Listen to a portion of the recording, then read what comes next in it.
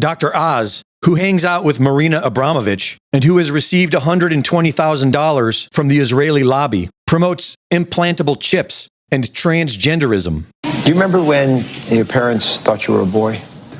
A little bit. Talk to me about that a little bit. Like, how did it make you feel when I used to take you and get your hair cut off at the barbershop on base? It made me very angry. You did not like your haircut. Why not? Because I'm a girl, not a boy. Yeah. Tulsi Gabbard, who was sold to us as an anti-war personality and who has received $40,000 from the Israeli lobby, is now saying we need to go to war against Islam. Joe Biden just recently pausing weapon shipments to Israel. How do you see that? I mean, there are folks that say he's on the side of Hamas at this point. He is acting out of fear, which is why he has failed, like previous administrations before him, to wage this counter-ideological warfare against this Islamist ideology whose goal is to establish Islamic rule over the entire world.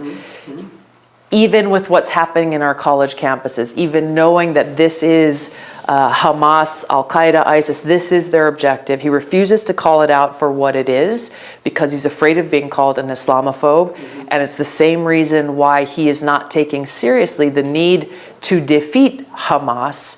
Incoming Senate Majority Leader John Thune, who has received $460,000 from the Israeli lobby, is warning that the International Criminal Court may become a threat to the U.S. Now you have the International Criminal Court, or the ICC, and its prosecutor pursuing warrants against Israeli officials.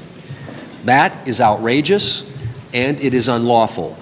The ICC rogue actions are a threat to our ally Israel, and left unchecked, it could pose a threat to America in the future. So to our allies in Israel, and to the Jewish people around the world, my message to you is this: reinforcements are on the way.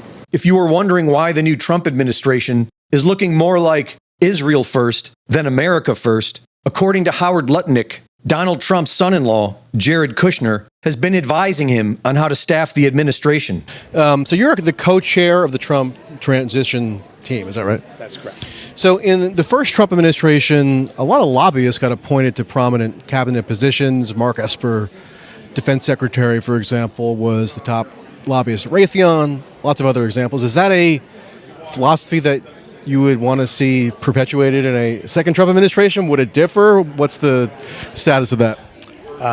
No lobbyists are part of the transition. So I don't think so at all. I think we have the greatest group of potential, people who want to serve that you've ever seen. We have the leaders of America. So no lobbyists in a second Trump administration? I would not expect people who are lobbyists to be a material part. You can't say none. It's 4,000 people joining, so that's a silly thing. Senior level cabinet positions, let's say. I don't think so. Is Jared Kushner coming back? I don't comment on people. I told you that's not it, but Jared Kushner is a big help to me. He's actively helping you on this project? He is absolutely actively helping me because everybody's helping me. J.D. Vance is helping me. Everybody's helping find the most talented people they have. Jared Kushner is a longtime family friend of Benjamin Netanyahu. The Kushner family, like the Trump family, are in the real estate business, and the Kushners have been doing business in Israel for years.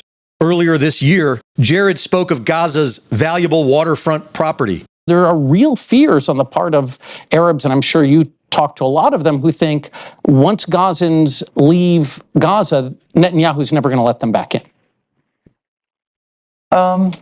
Maybe, but I'm not sure there's much left of Gaza at this point. So, if you think about even the construct, Gaza was not really a historical precedent, right? It was the result of a war. Borders are changed historically over time. And so my sense is I would say, how do we deal with the terror threat that is there so that it cannot be a threat to Israel or to Egypt, right? I think that both sides are spending a fortune on military. I think neither side really wants to have, a terrorist organization enclaved right between them. In Gaza's waterfront property, it could be very valuable. It's a little bit of an unfortunate situation there, but I think from Israel's perspective, I would do my best to move the people out and then clean it up. I think proactively recognizing a Palestinian state would essentially be rewarding an act of terror that was perpetrated into Israel. So it's a super bad idea in that regard. Reporting for InfoWars, this is Greg Reese.